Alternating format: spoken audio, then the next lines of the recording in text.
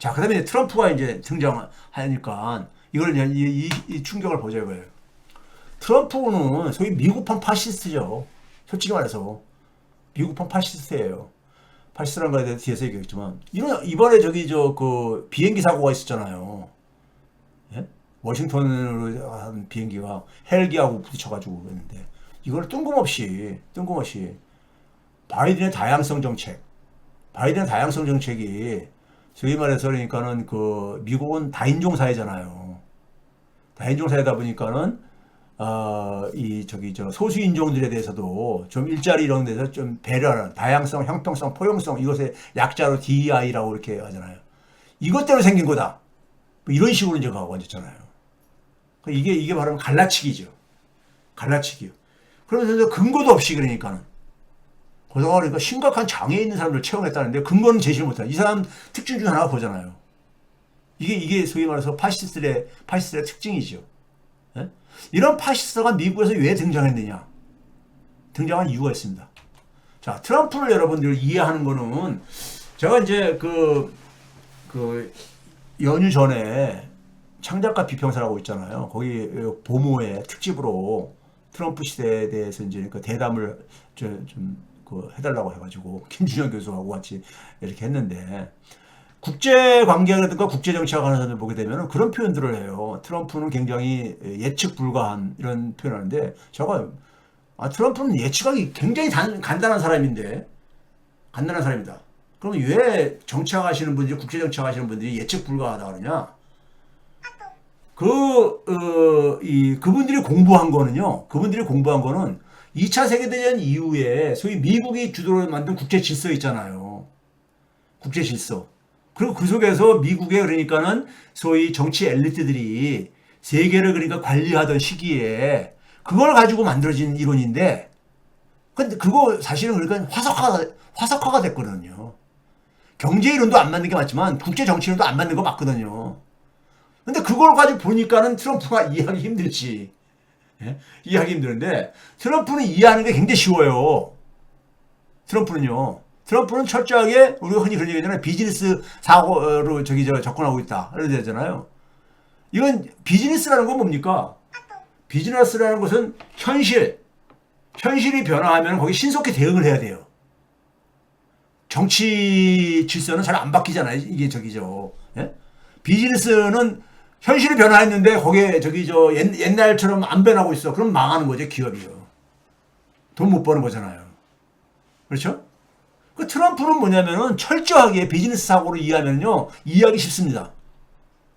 트럼프는 그랬을 때 뭐냐면, 트럼프는 기본적으로 미국의 장기적인 이익, 그 장기적인 이익 추구를 위한 전략에 관심 없습니다.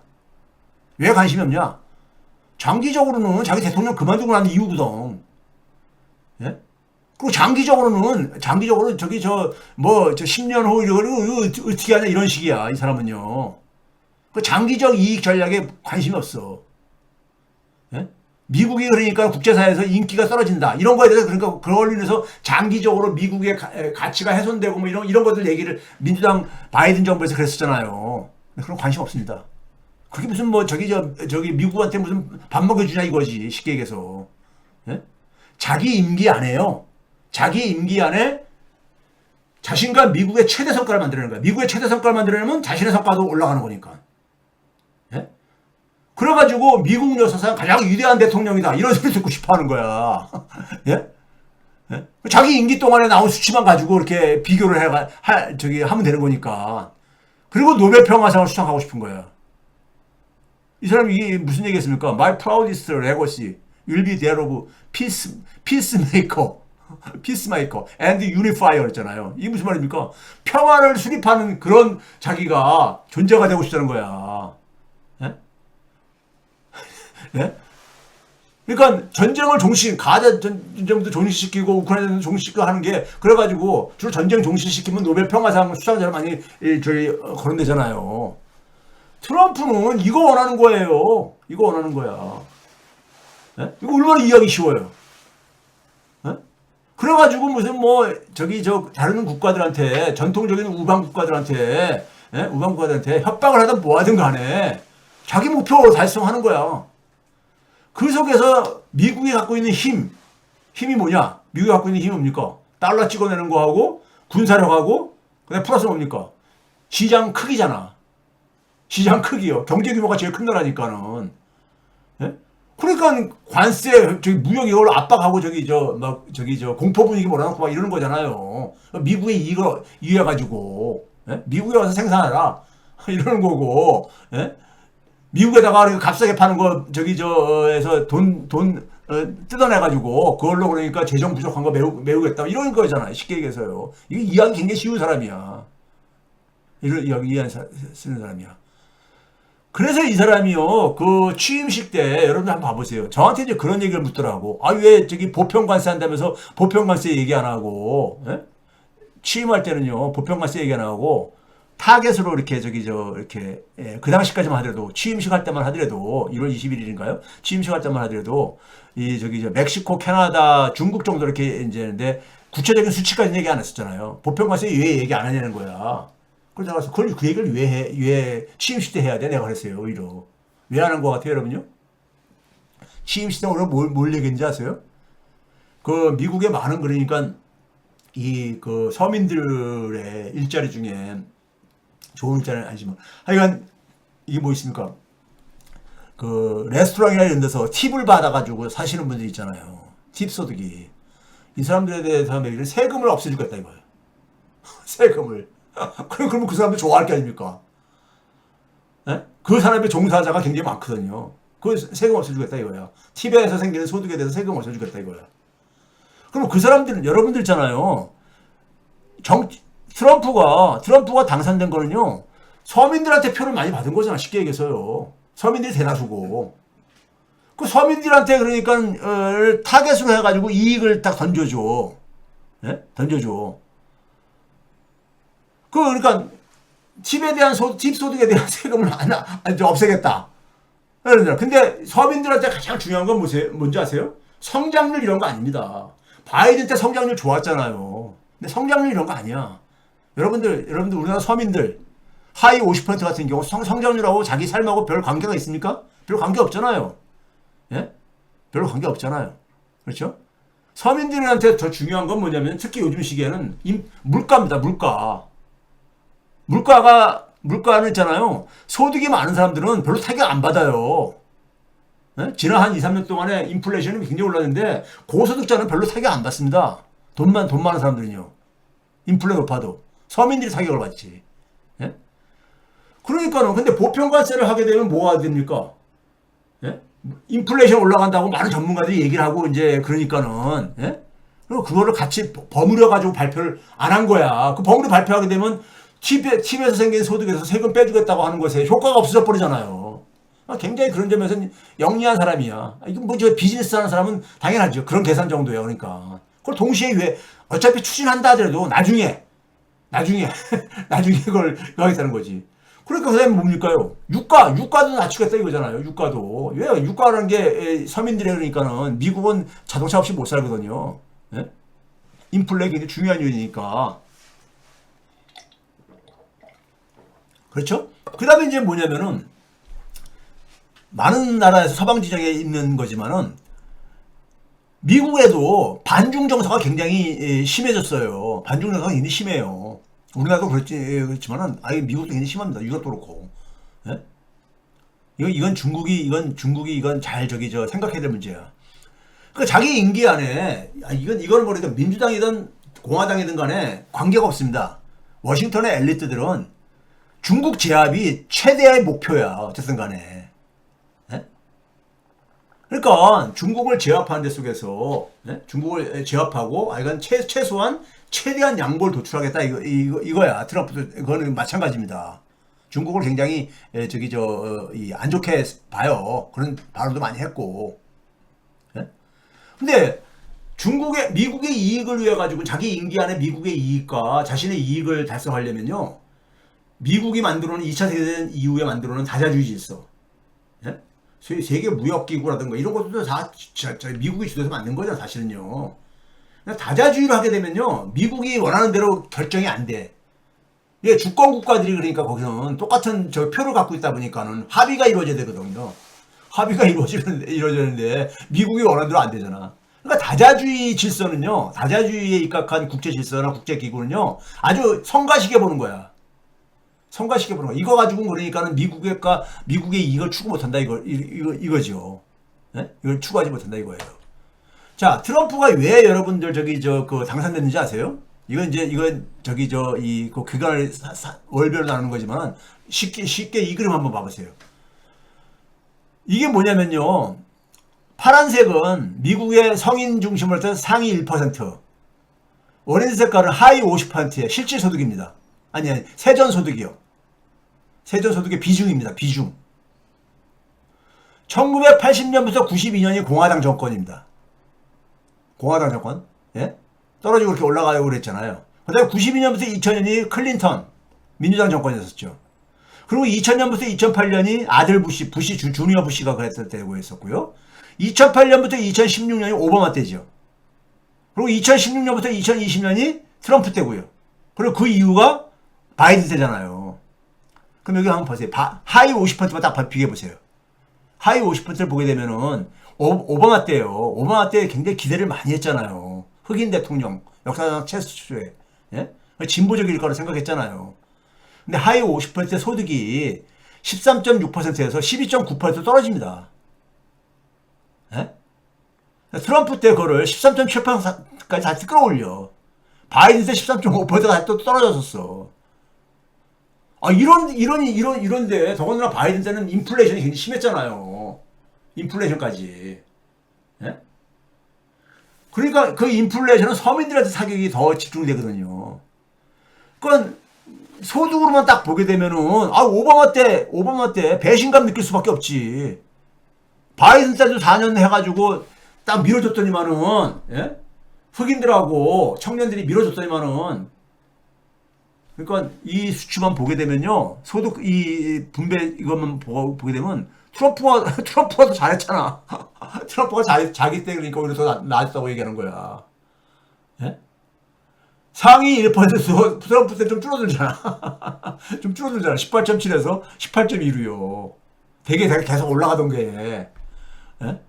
그러니까 일반 서민들이 볼 때는 트럼프에 대해서 왜 거부감을 갖겠어요? 이런 거를 정치학자들은 외면을 하더라고. 예? 이게 순자산도 봐보세요. 순자산도 1980년부터 지금까지 이렇게 보시게 되면은, 이거는 그러니까, 오바마 때는 있잖아요. 오바마 때는 최악이었었습니다. 물론 금융위 충격도 있지만은, 마이너스였었어. 마이너스. 하위 50%에. 하위 50%가. 근데 그걸 플러스로 등을 끌어올려. 예?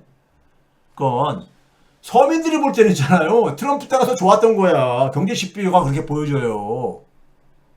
예? 그러면서 또 뭡니까요? 불법 체류자들. 예? 걔네들 그러니까 내쫓고, 걔네들이 일자리 뺏어갔다고, 그리고 갈라치기 하고, 이렇게, 예? 서민들이 주로 그러니까 외국인, 이 근로자들 혐오하고 있는 거 이런 것들 이용을 해가지고. 그러니까 압도적으로 이기죠. 예? 이길 수밖에 없죠. 미국의 자산 불평등이 굉장히 아주 극단적입니다. 예? 하위 50%고 상위 0.1% 보게 되면은 거의 2,800배가 넘어요. 지금 최근에만 하더라도. 자, 그럼 이런 상황 속에서 한국을 이제 그러니까 우리가 한국사에서도 있잖아요. 트럼프 같은 경우, 그러니까 예? 윤석열이 그러니까 이게 워낙 무지하다 보니까 무지하고 제가 산무정권이라잖아요. 무지하고 무능하고. 예? 근데 염치가 없다.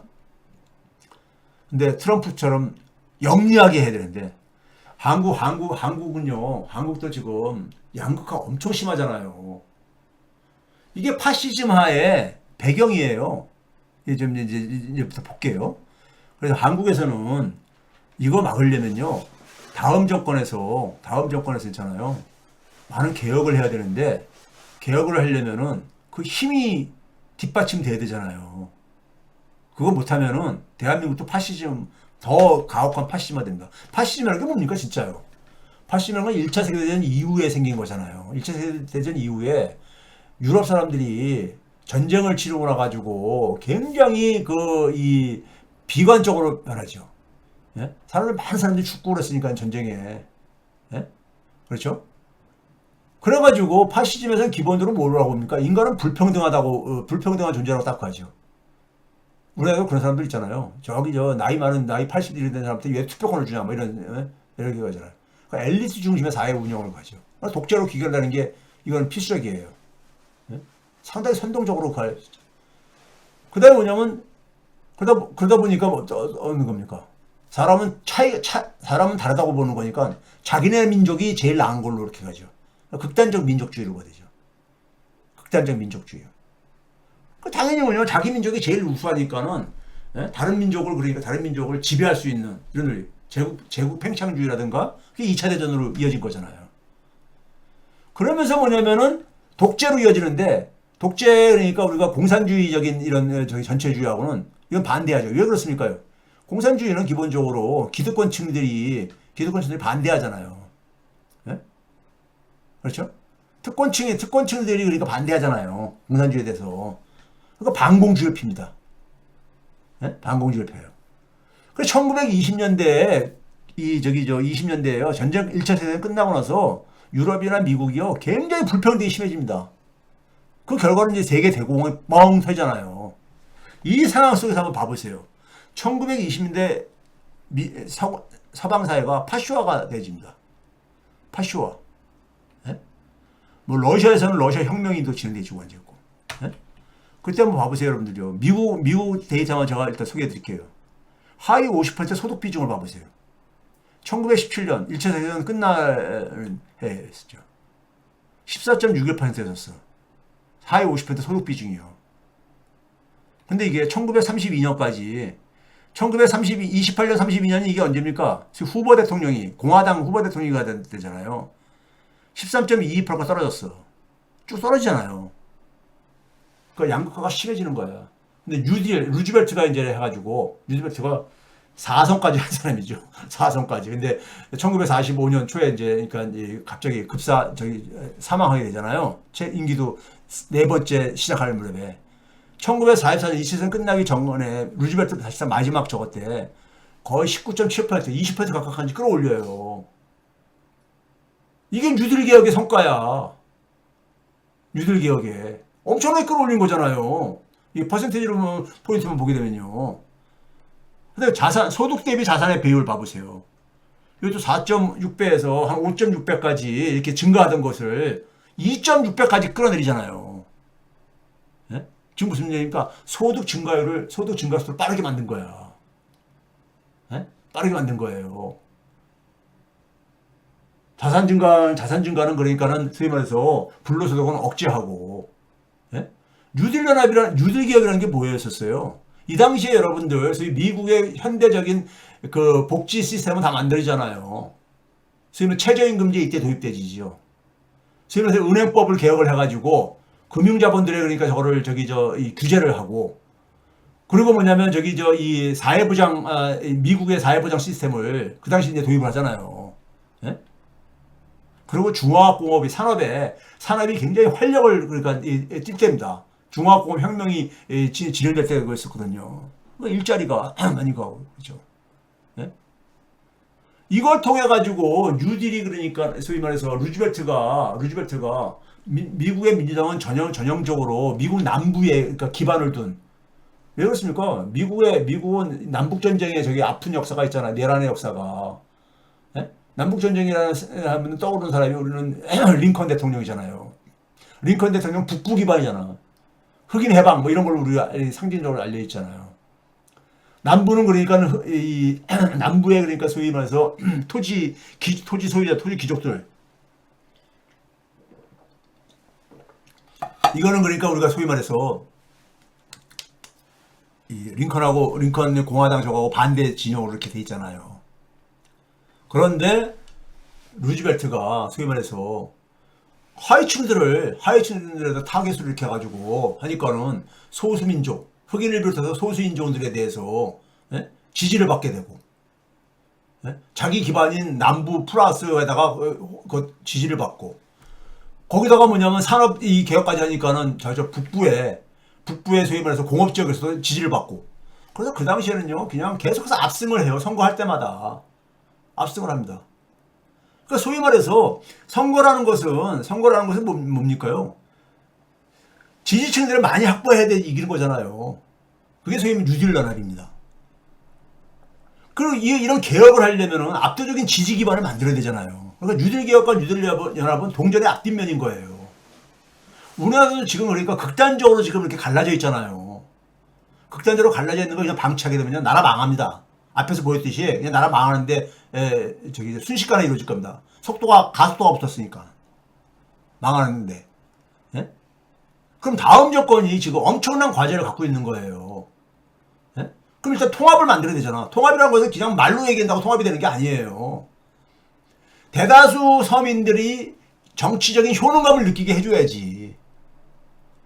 가능한 지지층을 많이 확보해야 되는 거예요. 그래서 제가 뭐랬습니까? 내란 동조 세력만 제외하고는 다 그러니까는 끌어안아야 되는 거예요. 끌어안는 거야. 목표를 적어도 90%까지는 그러니까 지지를 받을 수 있는 정책을 해야 되는 거예요. 예? 그렇잖아요. 목표는 그래 설정해야 돼. 그래야 한 70%가 지지를 받더라도 70, 80%를 받더라도요. 90%를 수용할 수 있는 그런 정책을 만들어내야 되는 거야. 그게 정치인들의 역할이에요. 정치라는 건요, 그런 갈등을 해결하는 창조적인 기술이에요. 네? 갈등은 어느 사회에 다 있거든. 그 갈등을 해결을 해야 될 게 아니야. 그게 정치의 영역인데, 창조적으로 과거에 같은 방법을 계속 해봤자 해결책이 안 되죠. 이미 다 그것 때문에 찢어져 있는데 창조적이어야 돼. 정치는 창조적이어야 돼. 근데 공부는 안 하고 고민도 안 하고 그러면서 계속해서 귀족 생활만 하려고 하고 앉았으니까 국민들한테 외면받는 거지. 그렇죠? 자, 어쨌든 간에 한국 사회 한번 봐보세요. 한국 사회가 파쇼화되는 배경이 있잖아요. 이거 한번 봐보세요. 한국의 50% 하위 50% 소득 비중을 봐보세요. 외환위기가 터지던 97년도만 해도 27% 가까웠었어요. 근데 이게 문재인 끝나는 해에 21%까지 떨어졌다가 작년에는 그러니까 거의 지금 변화가 없어요. 하위 50% 자산 비중 봐보세요. 이것도 줄어들었잖아요. 반면에 소득 대비 자산의 비중은 아까 앞에서 보여줬듯이 계속 증가하고. 이러니 그러니까 서민들이 정치에 대한 효능감을 느낄 수 있겠어요? 민주당 정권이 된다고 해가지고 우리가 아닌 게 뭐가 있습니까? 이런 말을 하지. 예? 트럼프는 어쨌든 간에 이거를 전화위로 시키잖아요. 거기다가, 우리나라 굉장히 압축적으로 탈공업, 산업체계가 붕괴되고 있잖아요. 제조업이 붕괴되어 왔었잖아요. 30년 넘게요. 이 결과라고 제가 지난번에 대한민국의 경제 사회 구조는 이걸 다 설명이 된다 했잖아요. 고령화니 뭐니 이걸로 설명된다 했잖아요. 저출산 양상도 그러니까 아주 심각한 거 이런 거요. 이거 봐보세요. 국민 부담률이라는 지표가 있습니다. 국민 부담률이요. 이거 보니까는 OECD에도 잘못 올라가 있고, 그게 잘못 올라가 있는 이유가 대한민국 정부 사이트에 잘못 올라가 있더라고. 국민 부담률은요, 계산 간단합니다. 국민이 부담하는 것들 있잖아. 내가 월급을 받으면은 내 월급에서 그러니까 떼가는 것들 있잖아요. 떼가는 게 뭐냐면 대표 세금이잖아요. 세금은 두 가지가 있잖아요. 국세, 중앙정부가 떼가는 세금이 있고 지방세가 있잖아요. 자기 살고 있는 거주 지역에서도 그러니까 떼가는 것들 있잖아요. 예? 저처럼 서울에 사는 사람은 서울, 그 다음에 또 이 지방자치단체 구에서도 가는 것도 있고 이런 게 있잖아요. 지방세. 국세는 이거는 국세청에서 기재부가 그러니까 이거는 산출하고, 지방세는 행안부에서 이거 발표를 2023년 것까지 짓게 됐어요. 2024년도는 아직 안 나왔습니다. 이거 찾아보면 쉽게 나와요. 거기다 사회보장 기여금이라는 거 있죠. 사회보장 기여금. 이것도 우리가 띄잖아.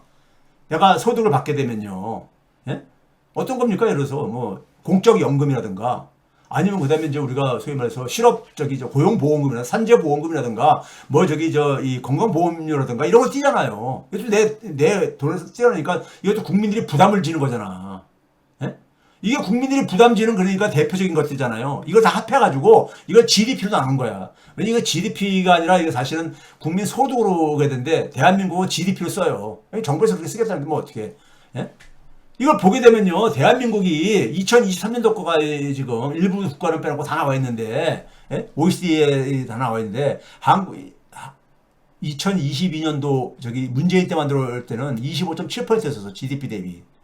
근데 2023년도에 3%포인트나 줄어들었어. 이거 왜 그런 거예요? 세금 줄여서 그런 거야. 세금 줄인 거지. 누가? 이 모피아들이. 근데 세금 줄어지면 많은 국민들 좋아하잖아요. 예? 좋아하는데 문제는 다른 나라하고 한번 비교를 해보세요. OECD 평균을 봐보세요. 34% 정도. 여기 G7 미국부터 해가지고 캐나다까지 쭉 한번 봐보세요. 예? 보시라고 수치를. 우리가 제일 많이 줄어들었잖아. 오른쪽은 저 북유럽 국가들, 그 다음에 지중해 연안에 있는 스페인 국가라든가 동유럽 국가들, 그 다음에 뭐 저 이스라엘이라든가, 그 다음에 저기 저 호주 오세아니아에 있는 국가들이라든가 남미에 있는 국가들, 이런 나라들 다 저기 저 OECD 회원 국가들이니까 봐보세요 한번요. 우리보다 낮은 나라는 아일랜드하고 칠레 이런 정도뿐이 없어. 나머지 나라는 다 높아요. 근데 어떤 사람들이 그러더라고요. 제가 연휴 동안에 어느 이제 블로그에서 봤는데, 우리나라는 10%가, 상위 10%가 전체 세금에 80몇 퍼센트나 뭐 이런 게 올라와 있어. 그래서 80몇 은 잘못된 거고요. 2022년도 국세청 통합소득이 가장 최근 거기 때문에 아마 다음번 이제 제가 방송 때는 2023년도 이제 소득 자료를 한번 분석을 해드릴 겁니다. 집계가 이제 거의 지금 국세청에서 지금 된 걸로 알고 있기 때문에 그걸 취득해가지고요. 근데 그거 보면 상위 10%가 한 77% 정도 이렇게 정도 내고 있어요. 그걸 보고서 어떤 사람이 뭐는지 알아요? 대한민국은 사회주의 성향이 너무 강하대. 예? 대부분 많은 사람이 한 38% 정도 뭐 이렇게 이런 기사에 많이 쓰잖아요. 40% 가까운 사람들이 세금을 한 푼도 안 내고 있다. 이런 얘기도 여러분 많이 들으셨죠? 여러분들 그렇게 생각하면 안 돼. 예? 그 상위 10%가 많은 세금을 낸다는 얘기는요, 무슨 얘기냐면은, 무슨 얘기냐면, 특별하게 더 과징하는 것도 없고요. 소득 세율에 따라 이렇게 하는 건데, 그만큼 소득이 집중되어 있다는 얘기야. 소득이. 상위층한테. 그 다음에, 한 38%가 세금 한 푼 안 낸다. 그거 가지고 막 열불 내시는 분들이 있는데, 그분들 세금 있잖아요. 세금을 어떻게 피해. 합법적으로 그러니까 이게 뭐냐면 공제 혜택이라는 게 있잖아요. 공제요. 인적 공제부터 시작해가지고 많은 공제가 있잖아요. 공제를 빼고 나면 내 세금이 없어서 그런 거야. 안 내는 거야. 그럼 그 사람들한테 세금 부과하는 방법이 있어요. 공제 없애면 돼. 근데 공제 없애면요, 누가 제일 피해본다? 제가 과거에 보여드렸잖아. 상위층들이 제일 피해를 봐. 세금 지금부터 훨씬 더 많이 내야 돼. 공제 없애버리면요. 저는 공제 없애는 방법을 제가 권유하잖아. 대한민국은요, 국민 부담이 적은 거야. 근데 국민 부담을 늘리는 거 이거 쉽지 않지요. 그래서 제가 그러잖아요. 공제를 없애버리고, 그걸로 제가 그랬잖아요. 2022년 기준 한 100조 정도가 더 거친다. 세금으로. 그걸 n분의 1로 나누자 이거예요. n분의 1로. 예? 그게 가장 지금 현실적으로 가장 제가 볼 때는 많은 이 소득 불평등 해결할 수 있는 방법 중 하나입니다. 이 국민 부담률을 한번 봐보세요. 우리나라 국민들이 그러니까 세금하고 사회보장 기여금을 상대적으로 얼마나 적게 지금 부담하고 있는가. 예? 이거 적게 부담하면 적게 혜택을 보는 거야. 예? 예, 봐보세요. 우리나라가 이게 국세청 통합소득 아까 얘기한 이게 우리나라 2,623만 1,458명이라는 자료가 있습니다. 예? 이거 한번 봐보세요, 여러분. 상위 10%만 되더라도 있잖아요. 세전 월 수입이, 세금 납부하기 전에 월 수입이 703만 원뿐이 안 됩니다. 이 사람들이 내가 고소득층이라고 생각하겠어요? 700만 원 받는 사람이요?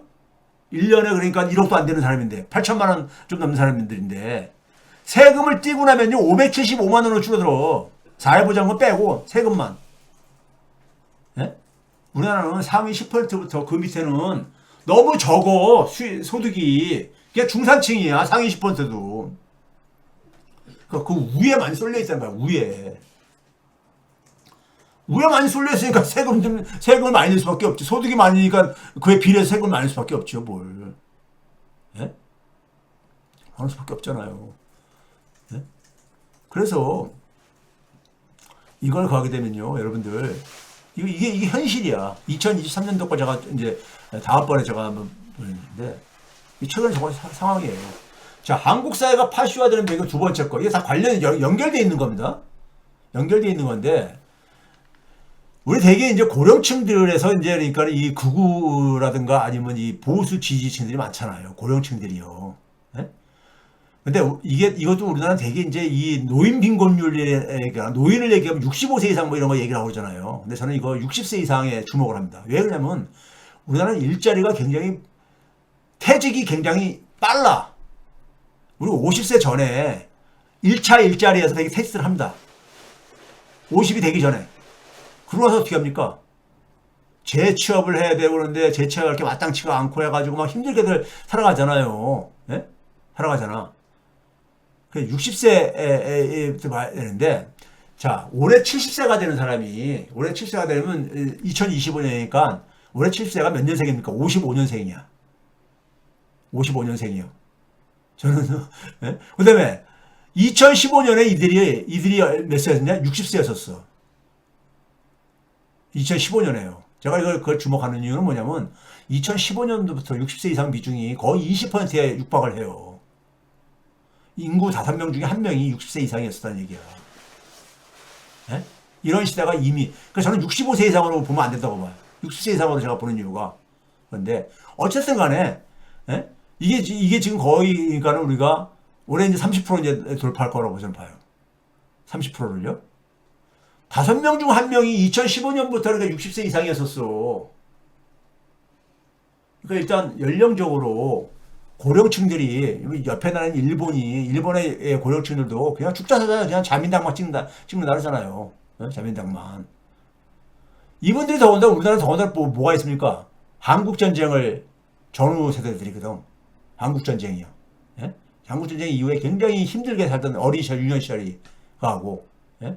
박정희 때 그러니까는, 박정희 때, 이분들은 여기다가 55년에다가 20년 더하게 되면 75년이잖아요. 박정희 유신체제 때 20대를 살았던 사람들이야. 예? 자, 어쨌든 간에, 이런 거는 이제 여러분들 고려했을 때 60세 이상 비중이 이미 그러니까 우리는 굉장히 빠르게 진행되고 있다. 올해 60세 이상 한 30% 차지할 텐데, 30% 차지하는데, 65세 이상 비중도 만만치 않습니다. 또 굉장히 빠르게 진행되는데, 언제부터 이게 되느냐? 한 2019년, 20년부터 이 속도가 빨라지고 있어. 더군다나. 속도가 빨라지고 있어요. 근데 이걸 왜 그러냐면요. 우리나라는 노인 빈곤율이 그러니까 OECD에서 1등이잖아. 압도적인 1등이잖아요. 압도적인 1등. 예? 양극화에 가장 그러니까 피해를 보는, 우리나라는 대개 보게 되면은 노후 준비를 못하면서 은퇴를 맞이하는 이런 사회잖아요. 65세 빈곤율 봐보세요. 예? 40%. OECD에서 압도적으로 1위인 나라. 예? 자, 그럼 이러다 보니까는 이들한테, 그러니까 대부분 그러니까 우리나라의 소득 불평등이 하위층에는요, 누가 구성하고 있냐? 나이 많으신 분들이 차지하고 있어. 나이 많으신 분들이. 그러니까 제가 전에 불평등이라는 것이 기본적으로 굉장히 이 극우와 파쇼화에 저걸 하고 있다고. 그리고 지난번에 제가 이제 그런 얘기 했잖아요. 새로운 다자주의 틀인 G10을 그러니까 우리가 확장 개편해서 만들자 그랬잖아요. 이걸 제가 얘기할게요. 여러분들 G10 가자 그러니까 G10을 우리가 적극적으로 가자니까 어떤 분은 아이씨 중국이 그러면 싫어할 게 아니냐 그러는데 우리가 왜 중국 눈치 보고 살아야 돼요? G7은요, 여러분, 첫 번째, 군사안보협의체가 아닙니다. G7 멤버 국가들 중에서 독일이나 프랑스 이런 나라 있잖아. 이런 나라들이 반중국가 아니거든. 반중국가 아닙니다. 예? 이건 뭐냐면 국제 질서를 같이 그러니까는 미국 혼자서 안 되니까 파트너를 그러니까 이렇게 만들어 놓은 거예요. 자, 그 다음에 이제 이거를 이제 우리가 가는 이유는 뭐냐면요. 이걸 생각해 보셔야 돼, 여러분들. 우리 사회 속에서 파쇼와 극우화의 가장 대표적인 이 프레임이 뭡니까? 종북 좌파.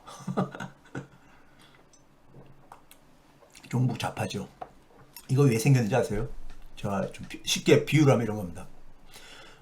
우리가 개인적으로 사람들과 어떤 많은 쪽에서 거래를 하고 협상을 하고 뭐 그럴 때 거래를 한번 보시게 되면요. 어떤 사람과 내가 거래를 했는데 결과가 내가 볼 때는 결과가 굉장히 공정했다고 느껴. 결과가 협상 결과가. 그럼 상대방도 공정하다고 생각할까요? 아니에요. 상대방은 자기가 미쳤다고 생각해요. 가능성이 커요. 내가 좀 미쳤다고 생각할 때 상대방은 공정했다 이렇게 생각합니다. 둘 다 공정한 거는요. 이건 거의 불가능합니다. 네? 무슨 말인지 아시겠어요? 내가 공정했다고 느끼면 상대방은 있잖아요. 자기가 손해봤다고 생각한다고요. 네? 내가 좀 미쳤다고 생각할 때 상대방은 공정하다고 생각하는 이게 우리가 상대 관계 속에서 균형적인 사고인 겁니다. 근데 우리가 역대 민주정권들, 특히 노무현 문재인 정권에서 우리가 정부가 그러니까 공식적인 그러니까 그런 이 워딩을 썼든 안 썼든 간에 균형외교를 이렇게 인식이 돼 있잖아요. 균형외교의 대표적인 게 뭐예요? 뭐 우리가 그래가지고 안미 경중, 안보는 미국과 경제는 중국과, 그런데 사실은 노무현 문재인 정권도 기본적인 그러니까 우리가 이 한미 관계를 기초로 설정하고 중국과는 그러니까 우리가 그냥 사이좋게 지낸다 했습니다. 한미는 동맹이니까는. 근데 이제 이게 균형외교로 이렇게 했잖아요. 균형외교로 간다면 아까 앞에서 얘기했듯이 균형이라는 것은 갑자기 친중으로 이게 그러니까 공격받을 수가 있는 거야. 친중으로. 그 전까지 우리 사회는 분단체제 속에서 반공세대가, 이게 굳건한 반공세대들 있잖아요. 예? 그리고 미국의 굉장히 그러니까는, 미국에 너무 지나치게 그러니까는 이 굴종적인 거, 사대주의적인 이런 세대들이 있잖아요. 이런 사람들이 볼 때는 균형외교 이코로 친중외교야.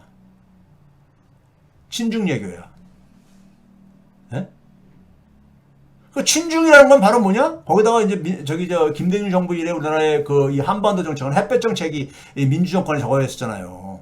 네? 기본적인 방향이 있잖아. 그러니까 친중은 친북인 거야. 네? 북한 퍼주기 뭐 이런 식으로 가면서요. 그러니까 균형외교를 가지고 종북 좌파 프레임을 그러니까 이걸 갖다 씌운 거야. 갖다가 이렇게 가지고. 네? 친중 이코로 친북. 그래서 얘네는 종북 좌파다. 이렇게 간 거예요. 그렇죠? 그렇죠. 그런데 여러분들 이 G10에 들어가게 되면은 G7 멤버 국가들을 가지고 우리가 친중은 아니잖아. 여기 이 국가들은. 네? 아니잖아요. 그렇죠? 그 이미지를 굉장히 우리가 소위 말해서 완화시킬 수가 있어요. 완화시킬 수 있습니다. 행동으로 보여줘야지. 행동으로. 그 다음에 또 하나는 뭐냐면요. 트럼프가 북한하고 김정은에서 인식을 우리가 좀 고려를 해야 됩니다. 트럼프가 뭐랍니까? 북한을 핵 보유국이라고 이거 번역을 잘못했다 그러는데, 이게 뉴클리어 파워. 네? 뉴클리어 스테이트가 아니라, 그러니까 핵을 가지고 있는 국가로 그랬는데, 근데 김정은하고 관계가 잘 좋다. 뭐 이런 얘기를 하고 그러잖아요. 예? 그래서 김정은에게 조만간 내가 연락할 거다. 뭐 이런 얘기 하잖아요. 예? 그래가지고 이제 어떤 협상을 하고 싶어 하는 거잖아요. 협상을. 거기다가 또 이제 뭐냐면 북한은 예화 유치가 가고 그러니까는 북한은 이제 그러니까는 저기 원산을 그러니까 갈마 해안 관광지구 원산도 참 아름다운 데잖아요. 예? 거기 개발하겠다는데 부동산 관심이 많다고 해가 트럼프 아들이 장남이 그러니까 공직 안 맞고 이런 거 뒤로 챙기려고 하는지 모르겠지만은 이런 것도 이제 그러니까 관심을 가지고 있고 뭐 이런 거 가고 있잖아요. 근데 트럼프는 중국 고립화가 최대 목표라 그랬잖아요. 이게 여기서 나오는 겁니다. 북한에다가 이렇게 적극적으로 다가가는 이유가 트럼프 셈법에 딱 맞는 거예요. 트럼프 셈법에. 트럼프 입장에서 볼 때는 중국 고립화가 최대 목표야. 중국을 압박하려면은. 예? 중국을 왕따시키는 거야. 그 중국하고 가까운 중국 편이 대표적인 게 누구예요? 예? 북한하고 러시아 뭐 이런 거잖아요. 그래서 여러분들 트럼프 일기 때는 러시아까지 그러니까 같이 G7에서 G11으로 이렇게 검토까지 했었잖아요.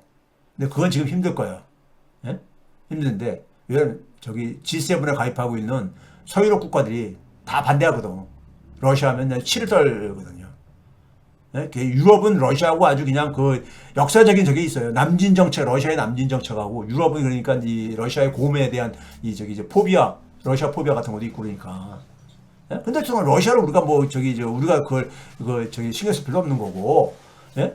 근데 이 북한을 가능한 그러니까 중국으로부터 분리시키는 것이 트럼프 세법에 딱 맞는 거야. 예? 딱 맞는 거야. 그래서 북한에 적극적으로 다가가는 거예요. 우리는 그러니까 그 속에서 뭔가 그러니까 엄청난 변화가, 예? 엄청난 변화가, 현상 변화가 생길 걸 기대해가지고 트럼프를 굉장히 한테 기대하는 사람들이 많이 있고 그런데 여러분 여기서 제대로 인식하셔야 돼. 트럼프는 북한을 가는 게 중국을 고립화시키기 위해서 접근하는 거야. 근데 문제는 뭐냐면은 그렇게 해가지고 미국과 북한 간의 관계가 변화가 생길 게 아닙니까? 예를 들어서 뭐 종전협정이 평화협정으로 바뀐다든가 북미 간에 그러니까는 뭐 수교가 된다든가 막 이런 것들이 만약에 기대하고 막 열리고 이런 걸 간다면요. 근데 이런데 만약에 우리가 지금 현재도 아직도 윤석열 정권이라고 생각해봐. 제가 이제 그런 얘기 하거든요. 여러분들 2달 전, 예? 작년도 11월 달까지만 하더라도요. 지금 윤석열이 이렇게 깜빡이 갈 거를 상상을 했습니까? 예? 3년은 더 그러니까 이 윤석열 체제를 우리가 지켜봐야 되는 끔찍한 것을 우리는 그랬잖아요. 저걸 어떻게 3년을 더 기다리지? 막 이렇게 했었잖아요. 예? 그렇게 되게 돼요. 그런 상황 속에서 윤석열 정권 속에서 트럼프하고 김정은하고 다시 협상이 열린다고 생각해 보세요. 윤석열은 완전 왕따입니다. 왕따예요. 한반도 문제 속에서 완전 왕따 나가는 이런 상황이라고. 끔찍한 일이죠. 자, 그런데 우리가 트럼프하고 김정은하고 했던 관계 구도의 변화는 이건 우리가 쉽게 다들 예상하잖아요. 트럼프가 저렇게 적극적으로 구애를 하는데. 예? 근데 미국이 절대로 양보 안 하는 게 있어요. 네? 절대로. 하노이 회담이 결렬된 것도 뭐냐면은 이런 거죠. 북미 관계가 그러니까는 구도가 변화가 생겨. 예를 들어서 평화협정으로 바뀐다거나 아니면 그러니까 소위 말해서 북미 간의 수교가 열린다 하게 되면 한반도 전체에도 그러니까 영향을 미칠 거 아닙니까? 근데 한반도 전체에서 미국이 볼 때는 그렇게 돼가지고 갑자기 독일처럼 어떤 사람들은 그런 상상까지 하죠. 갑자기 그러니까 남북 간 통일되는 이런 시대도 그러니까는 꿈을 꾸게 되고 그렇게 아닙니까? 근데 미국의 입장 속에서는 한반도의 구도 변화에도 불구하고 구도 변화 속에서도 미국의 국가 이익은 여전히 관철돼야 돼. 한반도에서. 이게 대전제인 겁니다. 대전제인 거야. 예? 그러면 어떻게 됩니까? 북미 관계만 변화되는 게 아니라 남북 간에도 변화가 생겨. 그걸로 인해 쓰리 쿠션 돼가지고. 예? 그래 한반도 전체에 그러니까 어떤 변화가 생겨. 근데 그 변화가 미국의 이익에 부합해야 돼. 이게 자신이 없었던 거야. 문재인 정권 때는. 예? 그래서 누굽니까? 예? 코스염 그 친구가 그렇게 이렇게 미국의 소위 말해서 이 전쟁광들이 반대했던 게, 예? 문재인 정권 때는 확신이 부족했던 거야. 예? 확신이 부족했던 거예요. 근데 이런 변화가 한반도에서 어떤 변화가 미국 이익에도 나쁘지 않을 때 그 변화가 실질적으로 진행이 될 가능성이 있는 거잖아요. 북미 관계 변화가 한반도에도 남북 간에 영향을 미칠 수밖에 없으니까. 그렇죠? 그럼 그런 안심을 줘야 돼. 안심을 줘야 되는 거예요. 미국한테. 여러분들 독일이 통일될 때, 서독 중심으로 통일될 때 서독이 당시 G7 멤버였었습니다. G7 멤버였었어. 여러분들 G7이라는 것이 아까 얘기했듯이 미국이 국제 질서를 유지하고 운영하는 데 속에서 같이 그러니까 최소한 그러니까는 같이 협력을 하고 협력 파트너로 인정을 하는 그 멤버 국가들이야 일종의. 예? 그러니까 그 속에서 굉장히 신뢰가 형성이 되지. 신뢰가 형성되는 거예요. 한국이 근데 G10으로 들어가면서 거기 들어가 보세요. 여러분들 바깥에서는 거기 결정난 걸 뭘 결정해도 우리가 뭐라고 할 수도 없는 거야. 첫째는. 둘째는 뭐냐면 결정난 것을 100% 우리가 전달을 못 받아. 한 번도 문제를 얘기했어도. 예? 근데 거기 들어가서 한 멤버가 돼보세요. 멤버가 되게 되면은 나머지 9개 국가들이 한국이 우리랑 같은 파트너다. 예? 우리랑 파트너다. 그 신뢰가 형성되고 그래보세요. 한국한테 믿고 그러니까 한반도를 맡겨도 된다. 이렇게 될 게 아닙니까? 이런 가능성이 있는 거 아닙니까? 트럼프 2.0 시대 속에서 한반도에 그러니까 우리가 변화를 줄 수 있는 북미 관계의 변화를 한반도 변화로 그러니까 우리가 만들어내려면요, 우리 반드시 G10에 들어가야 된다는 게 제가 지난번에 얘기를 한 거예요. 예? G10에 들어가야 되는 거야. 거기다가 또 하나가 뭐가 있냐면요, 그게 이제 중요한 부분인 겁니다. 미국의 워싱턴 엘리트들이 그러니까 신뢰를 얻어야 되는 거야. 그래서 이걸 택중료로 제가 비교했던 거 아닙니까? 그렇죠? 서독주도의 독일 통일과 흡사한 서독이 주도로 독일 통일이 됐으면 뭡니까? 영국과 프랑스가 반대를 안 한 거야. 같이 G7의 멤버들이니까. 예? 같은 멤버 국가들이면은 그래도 어쨌든 좀 신뢰가 그 속에서 신뢰를 이제 많이 형성되게 되면은 믿을 수 있을 게 아닙니까? 한반도 통일해야 되잖아요. 예? 통일해야 되잖아. 거기다가 뭐냐면은 트럼프가 다자주의 싫어한다 했잖아요. 다자주의를 싫어한다 했잖아.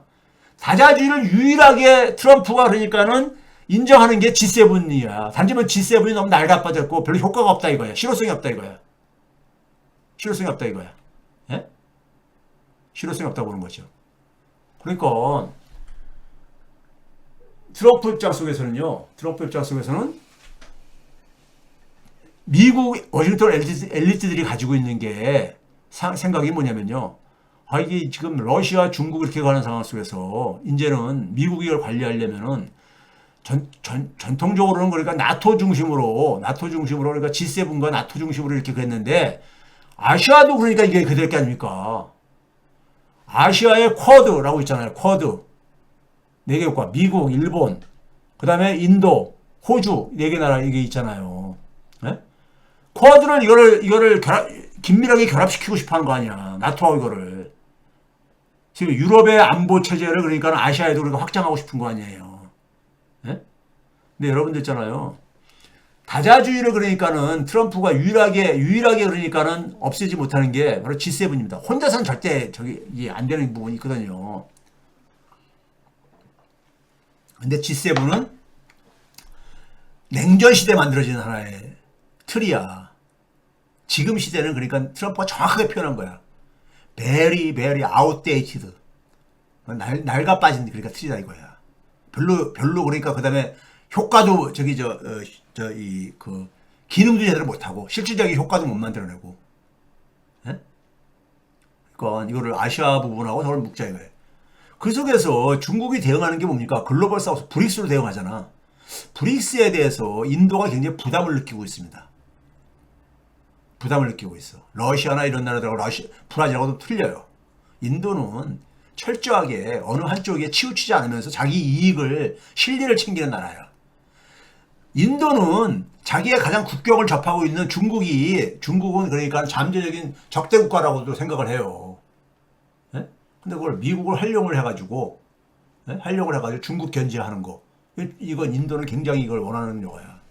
너무 지금 인도가 브릭스 쪽에 가면서 그러니까 중국에 이렇게 붙어 있는 것 같은 느낌을 그러니까 하는 속에서 인도를 우리가 그러니까 파트너로 해가지고 인도하고 둘이서 이 G10을 그러니까 열어야 돼. 인도도 이 G10에 합류하고 싶은 게 꿈이라고요. 뒤에서 이건 좀 더 자세히 얘기할게요. 하여간 이 G10에 들어가 보세요. 그럼 뭐가 해결됩니까? 종북 좌파 프레임이 약화되죠. 무슨 G10까지 들어갔는데 무슨 우리 대한민국 민주정권이 무슨 종북 좌파 정권이야. 예? 그렇죠? 이 반중 혐오까지 지금 이렇게 발전하고 있잖아요. 근데 G7이나 G10은 기본적으로 거기를 우리가 친중이라고 볼 사람은 한 사람도 없잖아. 한 사람도 없잖아요. 종북 좌파 프레임도 약화시키고 한반도 그러니까는 이 지형 변화의 북미 간의 관계 변화를 적극적으로 그러니까 우리가 활용할 수 있는 이 틀도 된다 이겁니다. 자, 그 다음에 이제 우리가 눈앞에 닥친 거니까 우리가 트럼프가 지금 이제 그러니까 본격적으로 지금 나프타 관계국가들 캐나다하고 멕시코하고 지금 이제 관세 전쟁을 지금 본격화되고 있잖아요. 예? 여기서 우리가 어떻게 대응을 해야 되느냐? 우리는요, 저는 굉장히 우리 천우신조라고 생각해요. 천우신조요. 지금 뭐냐면은 인도가 아주 그런 데는 굉장히 야가 빠졌어. 인도가 어떻게 했습니까? 예? 트럼프 딱 가니까는 인도의 불법 체류자들, 미국의 불법 체류자 온 사람들을 다 데려오겠다. 둘째, 뭐냐면 미국 제품 많이 사주겠다. 주로 에너지, 가스 이런 거 많이 가스를 사주겠다 이거야. 대미 무역 흑자를 그걸 좀 줄이겠다 이거. 이렇게 생각하잖아요. 네? 그러니까 이 충돌을 불필요하게 충돌하고 자극하는데 제일 앞장서가지고 할 필요가 없는 거야. 예? 우리는 그럴 힘도 그러니까 지금 아직 우리는 비축도 안 돼 있고 튀지 말자 이거예요. 그리고 시간을 벌어. 그러면 뭡니까? 먼저 싸울 수 있는 국가들이 있을 때 그들한테 맡겨야 되는 거죠. 예? 그럼 이걸 다자주의 필요할 게 아닙니까? 지금 한국 경제가 트럼프 리스크가 추가되면은 한국 경제는 바람 앞에 등불 신세야 지금요. 등불 신세입니다. 자, 이게 미국 무역 적자가 11월께 아직 집계가 안 돼가지고 11월 달까지만 이렇게 낸 걸 보게 되면요. 이거 봐보세요. 한국이 한 7번째로 많이 무역 흑자를 내고 있어. 그리고 그러니까는 소위 말해서 트럼프 임기 끝나고 난 이후에 한국이 제일 많이 그러니까 올라간 나라 중에 또 한 나라야. 무역 흑자가요. 그러니까 한국은 어찌됐든 간에 한국의 무역 흑자는 타겟이 될 수밖에 없어요. 될 수밖에 없습니다. 그런데 지금 제가 그랬잖아요. 먼저 튀지 말자 했잖아요. 근데 우리가 굉장히 다행인 건 뭐냐면요. 지금 우리나라 사실상 정부가 없는 나라잖아. 네? 정부가 없는 나라야. 정부가 공백이 상태야. 대통령이 지금 없으니까. 그렇죠? 그러니까 미국이 우리한테 뭘 그러니까 얘기할 수 없어. 최상목한테 무슨 결정권이 뭐가 있어요. 어차피 새 정권을 하고 이제 그래야 되는데 새 정권이 들어설 때까지 시간을 우리가 버는 거야. 만약에 이게 윤석열 체제라고 생각해보세요. 끔찍한 겁니다. 그럼 바로 지금 청구서가 날라올 거야. 윤석열한테. 날라왔을 거야.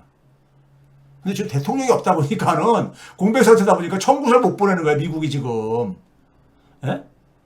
더군다나 뭐냐면 우리는 이번에 어쨌든 민주정권으로 정권 교체가 굉장히 이 가능성이 높은 상태 속에서 트럼프도 올해 출발했잖아. 대한민국에도 그러니까 윤석열 정권이 앞으로 그러니까 만약에 올해 벌써 한 2년 더 한다고 생각해보세요. 끔찍한 일이야 이거는요. 근데 민주정권으로 바뀐다고 생각해보세요. 이게 천우신조라고 하는 이유가 제가 그래서 그런 거예요. 윤석열이 비상계엄 선포했을 때 제가 이게 천우신조다 했던 이유가 바로 그거예요. 예? 천우신조라고. 지금 우리는 시간을 벌 수 있는 거야. 이 정치적인 공백 상태 속에서. 지금 근데 트럼프가 지금 캐나다하고 멕시코하고 지금 이제 붙었잖아, 실제로. 붙었잖아요. 트럼프가 관세를 부과 25% 한다니까는 캐나다 총리가 지금 티르도는 사실상은 지금 이제 식물 총리이고 그런데 그 지금 새로 총리로 유력하게 되는 과거 재무장관 했었던 여성분이던데 그분이 그랬잖아. 가장 아픈 데를 공격을 해야 된다고 하면서 테슬라 차에다가 100% 관세 부과하겠다. 가장 아픈 데시. 머스크가 그러니까 트럼프의 저거니까 파트너니까는 테슬라 차에다가 100% 관세 부과하겠다. 그다음에 미국산 주류 수련다가도 100% 관세 부과하겠다. 뭐 이런 식으로 가잖아요. 이게 로비 단체가 수련 많이 관련돼 있으니까 트럼프를 지지하는 거에. 그 멕시코에도 하니까 멕시코도 뭐냐면 보복 관세 하겠다. 똑같이 하겠다. 이렇게 하고 이제 했거든요. 이렇게 하고 있잖아요. 지금 여기서 싸움이 어르르르 붙은 거야. 그러니까 트럼프가 뭐냐면, 니네들 보복 관세 해? 그럼 진짜로 세게 할 거야 하면서 하잖아요. 이러면서 이제 서로 이제 피를 흘리는 상황이 생기는 거예요, 지금요. 예? 이게 지금 뭐냐면 북미에서 먼저 북미에서 먼저 그러니까는 지금 이 북미가 캐나다하고 이 멕시코는 미국의 가장 그러니까는 저기 저 이 필요로 하는 파트너 국가라고. 예, 미국의 국경선이 저기 저 이게 맞닿아오고 있는 나라이기 때문에 가장 중요한 나라죠. 미국에 있어서는 가장. 근데 이들 나라하고 지금 그러니까 이 전쟁이 붙은 거야. 근데 이런 상황 속에서 미국의 유명한 싱크탱크 있죠. PII라고 국제 그 경제 연구소. 예? 유명한 연구소입니다. 여기서 이런 보고서를 냈어. 뭐냐면은 캐나다하고 멕시코에다가 25% 관세 부과하게 되면은 세 나라 다 그러니까는 저기 저 경제에 박살난다. GDP가 그러니까 다 이렇게 여기에서 이렇게 다 밑으로 내려가잖아요. 미국이 상대적으로 덜 보지만은 어쨌든 미국도 그러니까 상처 본다 이거야. 미국도요. 한 2천억 달러 그러니까는 저기 저 줄어든다 이거예요. GDP에서. 그다음에 인플레도 그러니까 멕시코, 캐나다가 미국보다 크지만은 미국도 인플레 증가한다 이거예요. 예? 증가한다 이거야. 자기들 실적 분석 해보니까는 예? 시뮬레이션 해보니까는 예? 그러니까 이렇게 되게 되면은 미국 국민들도 안 좋아하지. 이렇게 되게 되면요. 예? 거기다가 중국하고도 할 때도 미국도 굉장히 타격을 본다 이거야. 예? 타격을 본다 이거예요. 중국만 타격 보는 게 아니라 인플레는 그러니까는 사실 중국 저기 저 이 미국이 크게 중국에다 대해서 관세를 했을 때 크게 거의 중국과 비슷하게 미국이 이 인플레가 올라간다 이거예요. 예? 올라간다 이거야. 그러니까 종합적으로 보게 되면은 GDP 감소율이 미국이 더 커. 미국이 더 커. 미국은 뭐냐면 캐나다, 멕시코까지 하고 있으니까 중국뿐만 아니라 예? 중국보다 미국이 더 GDP 감소율이 크다 이거예요. 예? 그건 서로가 그러니까는 서로가 같이 피를 흘리는데 중국이 그러니까 지금 여유를 부리는 이유가 그래서 그런 겁니다. 여유를. 자, 그 다음에 이제 이런 상황 속에서 미국은 언론이 월스트리트저널은 굉장히 보수적인 이제 이 경제 신문이잖아요. 월스트리트저널에서 그 엊그저께죠. 아주 그냥 저기 저 그 이 아프게 때렸어. 뭐 제목 사설로요. 월스트리트저널에서 뭐라 제목을 봐보세요. The dumbest trade war in history. 역사상 가장 멍청한 무역 전쟁을 트럼프가 지금 하려고 하고 앉았다 이거야. 역사에서 가장 멍청한 무역 전쟁이다 이거야. 예? 그래서 트럼프가 지금 핑계를 중국이나 지금 캐나다, 멕시코에서 지금 펜타닐 마약이 지금 이렇게 들어오고 있다 이거야. 우회로 해가지고. 그래서 관세를 부과한다 그러는데.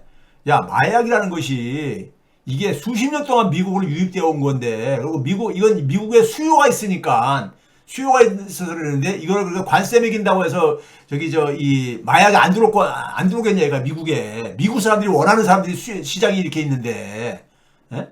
그러니까 무슨 엉뚱한 쉽게 얘기하면 이런 표현이 됩니다. 무슨 개소리냐 이거지, 그러니까요. 월스트리트전에서 그런 게. 무슨 마약 때문에 무슨 이 관세를 매긴다는 게 이게 말이 되는 얘기냐 이렇게 딱 시작을 해요. 그다음에 뭐냐면은 미국이 그러니까 아무것도 수입해서는 안 된다고 이렇게 가면서 우리나라에서 와서 생산하게 된다고 그러는데 일단 자동차 산업 봐보자 이거야. 아까 제가 얼핏 얘기했지만요. 캐나다가 미국 자동차에 그 필요한 부품 중에서 13%를 공급하고 있습니다. 멕시코가 42%를 공급해. 그러니까 두 나라가 합해가지고 50%가 넘는 거야. 이 두 나라 관세를 매기게 되면은 미국의 자동차 가격이 굉장히 올라가죠. 네? 올라가지. 그러니까 이 공급망이 이게 아주 그냥 긴밀하게 연결되어 있는 거야. 미국 자동차 산업의 공급망이요. 부품을 미국에서 생산하게 되면은 너무 비용이 많이 드니까는 캐나다나 멕시코에서 가는 거잖아요. 근데 이거를 그러니까는 거기다 관세를 매기게 되면 자기 발등 찍는 거지 뭘. 예? 미국 자동차가 경쟁력도 약화돼지고 그렇게 해서 만들어가지고 수출이나 제대로 되겠냐 이거예요. 거기다가 농산물, 미국에서 판매되는 농산물 보게 되면은 지난해 해계년도 기준으로 해가지고 아보카도 같은 경우는 미국에서 소비하는 것 중에 90%가 멕시코산이에요.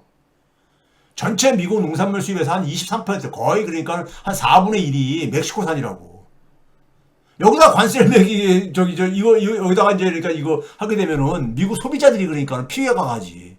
캐나다 산도 한 20% 차지하고 이제 있고. 두 나라가 합해가지고, 거의 절반 정도를 차지하고 있는 이런 나라들이란 말이에요. 네? 거기다가 과거에 오바마 때도 그렇지만은 트럼프 때도 멕시코산 철강 알루미늄 관세 부과했을 때도 멕시코가 보복 관세를 하지 않느냐. 예? 마찬가지로 미국산 철강 돼지고기 그다음에 그 생치즈하고 버번 이런 술에 대해서 했지 않느냐. 예? 지금 트럼프 니네들은 가장 친한 친구. 미국 안보에서 안보를 위해서 가장 중요한 건요. 자기하고 국경을 인접하고 있는 국가들을 먼저 그러니까 안정적으로 관리를 하는 겁니다. 그 나프타가 그래서 만드는 거야. 나프타가요. 예? 나프타 북미 자유무역 협정이요. 캐나다하고 멕시코는 미국의 국경을 막고 있는 지역이잖아요. 근데 가장 가까운 친구 국가하고 지금 전쟁을 벌이고 앉아 있다 이거야. 예? 근데 문제는 뭐냐면 이 두 나라가 절대로 지금 그러니까는 그냥 고분고분하게 말을 듣지 않고 똑같이 그러니까 보복 조치를 발표하고 앉아있잖아요. 지금 양국의 대통령이, 멕시코도 대통령이 여성이잖아요. 캐나다도 이제 그러니까는 EU가 지금 여성 유력하게 지금 되고 있는데, 예? 여성 그 지도자들이 아주 그냥 강경하게 지금 앉았거든. 왜 그러냐면요. 이거는 밀리면은 그러니까 이 피해가 일반적으로 피해만 분다고 생각하기 때문에 겁니다. 대한민국에 대해서 트럼프가 그러고 있죠. 의약품, 반도체, 철강. 반도체는 거기 다 이제 갔는데 무슨 철강하고 의약품. 예? 그러니까 이거 이제 미국 내로 생산 유도를 하려고 그런 겁니다. 세탁기, 건조기 이런 거. 예? 이거 가전제품이죠. 가전제품이요. 그래서 그러니까 미국의 공장 지으라 이걸 요구하고 있는 거예요. 그런데 제가 지금 뭐라 했었습니까? 우리는 일단 제가 이제 윤석열 자부월적 자기 도끼로 자기 발등 찍는 이걸로 해서 천우신종한테 따르는데 윤석열이 깜빵 가는 바람에 우리나라도 이제 민주정부가 좀 있으면 출범할 게 아닙니까? 트럼프도 그러니까 새로 시작하는 2025년부터 시작하는 거고 우리도 2025년도에 그러니까 봄 이후에는 민주정부가 출범할 가능성이 높고요. 네? 이 윤석열 정부가 이거를 지금 현재 있었다고 생각해 보세요. 이건 아주 그냥 악몽이 나인메어죠. 예? 그렇죠? 거기다가 지금 트럼프 정권은 최상목을 어떻게 상대로 이걸 얘기합니까? 해봤자 이거 새 정부 들어서 또 밖에 새 협상 다시 해버려야 예? 그러니까 트럼프 정부 미국에서는 새로운 민주정권을 상대할 수밖에 없는 상황인데 우리가 어쨌든 대통령 선거 때까지 기다려야 되잖아. 시간을 버는 거예요. 시간을 버는 겁니다. 그러다 보니까 캐나다, 멕시코, 중국에 대해서는 막 가면서 캐나다가 8위에 무역 흑자에 있어서 우리가 7위고 작년도 기준으로 한국은 아직 그러니까는 구체적으로 지금 언급이 없는 이유가 그런 거고 그러니까 시간을 좀 버는 거예요. 시간을. 거기다가 미국이 가는 게 미국의 AI, 인공지능, 반도체, 양자기술, 청정기술, 바이오기술 이런 것들을 굉장히 경쟁력을 만들어 싶어 하는데 이거는요 사실 문재인 때도 우리가 정리한 게 있어요. 2021년 5월 때 문재인하고 바이든하고 공동성명을 여러분들 기억하십니까? 예? 그때 이게 공동성명문에 있는 내용 그대로입니다. 이게 뭐라고 되어 있습니까? 반도체, 친환경 전기차 배터리, 그 다음에 전략적이고 핵심적인 원료, 의약품 이런 부분에 대해서는 상호 그러니까 공급망을 협조체제를 만들고 협력하기로 했어요. 선언하고 반도체 제조를 지원하기 위해서도 양국 내 최첨단 반도체 서로 협력하기로 주거니 받거니 하자 이거지. 그러니까 우리 산업도 그러니까 지금 업그레이드 시켜야 될 과제들이 많다 그랬잖아요. 예? 우리 산업에 그러니까 지금 산업체계 재편에 이걸 적극 활용할 수가 있는 거야. 이게 문재인 유산에서 유일하게 제가 볼 때는 유일하게 나는 편의점 너무 가할 거고 너무 냉혹할 거고 활용할 수 있는 협상에 있어서 니네 바이든하고 할때 이런 얘기하지 않았냐 해가지고 청정에너지, 인공지능, 5G, 차세대 이동통신, 6G, 예? 양자기술, 바이오기술, 신흥기술 분야 속에서 미래지향적으로 서로가 파트너십으로 발전시킬 걸 약속했어. 그 다음에 민간우주 탐사, 우리 유명한 그거 있잖아요. 아르테미스, 협정 한 거. 예? 근데 해외 원전, 이건 저기, 이직들이 모르고 있는 건데, 원전 사업에 공동 참여를 포함해가지고 해외 원전 시장 내 협력을 발전시켜 나가기로 약속했었어. 예? 해외 원전 사업에요. 문재인 때 그러니까 윤석열이 그리고 1년 후에 다시 들어가면서 이 개판을 만들어버린 거지. 자, 이제 정리를 하게 되면요. 트럼프가 유지시킬 유일한 다자주의 틀. 유지시킬 유일한 다자주의는 뭐냐? G7이라 했잖아. 예? 그리고 트럼프가 참여할 수 있는 유일한 다자주의 틀이 뭐냐? 유럽 나토, 이거 해체하자는 얘기 안 하잖아요. 방위비 분담금을 늘리라고 할 뿐이지, 해체는 말 안 하고 있잖아. 탈퇴하겠다고 얘기 안 하잖아요. 나토에서요. 예? 그 다음에, 얘네들이 지금 갖고 있는 건 뭐냐면, 아시아 쿼드를 여기다 결합하고 싶은 거야. 유럽 나토하고. 그게 바로 뭐예요? 확장된 G10이지. 예? 그럼 여기 아까 앞에서 얘기했듯이, 인도가 굉장히 지금 뭐냐면 브릭스를 치우친 부담을 치우쳤다는 이런 이미지를 미국 애들한테 많이 주고 있어. 인도가. 인도도 좀 그런 이미지를 세탁하고 싶은 거야. 인도도 지금 뭐냐면 이 G10으로 확대 재편하는 데 속에서 자기들도 G10에 들어가게 되면은 여긴 브릭스에도 들어가고 G10에도 들어가고 이게 인도식 외교예요. 이게 인도식 외교예요. 인도는 뭐냐면 어느 한쪽에 치우치지 않고 그래서 거기서 실력을 추구하겠어. 양쪽에서. 이거거든. 인도는 우리하고 경쟁 국가가 아니라고요. 경쟁 국가가 아니야. 그러니까 우리는 앞에서 얘기했듯이 국내적으로는 민주정권에 대한 정부 프레임을 약화시킬 수가 있고 사회통합도 만들어낼 수 있잖아. 그 결과로. 정부 프레임이 약화되게 되면은 보수층에서 지지를 할 수 있잖아요. 더 이상 정부 얘기 못 하잖아. G10 멤버 국가한테 G10 멤버에 참여한 정권한테 어떻게 정부를 얘기를 해. 그리고 대외적으로는 이 틀 속에서 트럼프 압박을 나머지 여기 8개 국가하고 공동 대응할 수 있는 거야. G10에 들어와 있는. 예? 여기 8개 국가들이 대부분 무역 흑자를 보는 나라들이야. 미국에 대해서. 그게. 그 다음에 가장 핵심적인 건 뭐냐. 한일 관계 성격을. 한일 간에 지금 어떻습니까? 한미일 이 안보 협력 체제 속에서 미국이 제일 위에 큰 형님. 근데 일본이 중간 보스. 세 번째가 맨 바닥에 돌격부대로가 한국이 규정돼 있잖아. 근데 여기 들어가게 되면 G10에 들어가게 되면 일본과 한국은 수평적인 관계가 되지. 수평적인 관계가. 예? 그렇잖아요. 예? 수평적인 관계가 되잖아. 그리고 이거에 대해서 일본이 반대할 명분이 없어요. 왜? 윤석열 때 서로 너무 밀착돼 버렸잖아. 일본하고 한국이. 그걸 우리가 활용하자 이거예요. 근데 북미 관계 변화 속에서 한반도 변화를 만들 기회를 그러니까 우리가 예? 주도적으로 창출할 수 있잖아요. 그 G10 거기다가 그럼 우리는 그러면 이렇게 너무 이 미국 일방적으로 하냐? 아니죠. 우리 G20 멤버잖아. G20도 별로 미국이 안 좋아하지만은 G20을 없앴어도 자기들이 만든 거거든. G20 부시 때 공화당이 만든 거거든. 예? 그렇죠? 그 속에서 글로벌 사우스를 하고 우리가 관계를 가면 돼. 그리고 또 뭡니까? 기존에 있는 거 아세안 플러스 3라는 게 있잖아. 한미일. 이걸 해가지고 중국과 관계를 그러니까 예? 협력적인 관계를 가면 되는 거예요. 그래서 문재인 때 그러니까 신남방 신북방이 있었잖아요. 이게 제가 제일 처음으로 광국에서 아시아 네트워크를 만들어야 된다는 얘기를 했었거든요. 이 아시아 네트워크가 뭐냐면 중국을 둘러싼 나라들 있잖아요. 중국을 둘러싼 나라들. 예? 남쪽으로는 뭐냐면 인도하고 아세안 국가들이 되게 중국하고 국경하고 이렇게 연결되어 있는 데고 북쪽으로는 뭐냐면요. 북쪽은 어땠습니까? 러시아하고 중앙아시아 국가들. 이거를 우리가 아시아 네트워크를 그러니까 우리가 만들자. 예? 아시아 네트워크로 이렇게 만들자 이거예요. 이 나라들 공통적인 건 뭐냐면요. 중국에 대한 그러니까 이 견제. 근데 힘들이 없어. 개별적으로는. 그렇죠? 이들하고 같이 그러니까 우리가 이걸 하게 되면은 우리가 무슨 그러니까 G10에 들어갔다고 해가지고 예? 거기만 쳐다보고 있는 거 아니잖아. 미국만.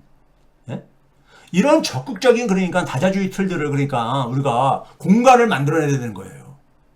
공간을 만들면서 뭐냐면 그 미국이 트럼프가 이제 그러니까 막 보복 관세 매기고 그럴 때 이제 불만들이 막 여기서 쏟아져 나올 게 아닙니까? 예? 그때 그러니까 거기 그 불만을 하는 국가들하고 같이 공동 대응으로 해야 된다 이겁니다.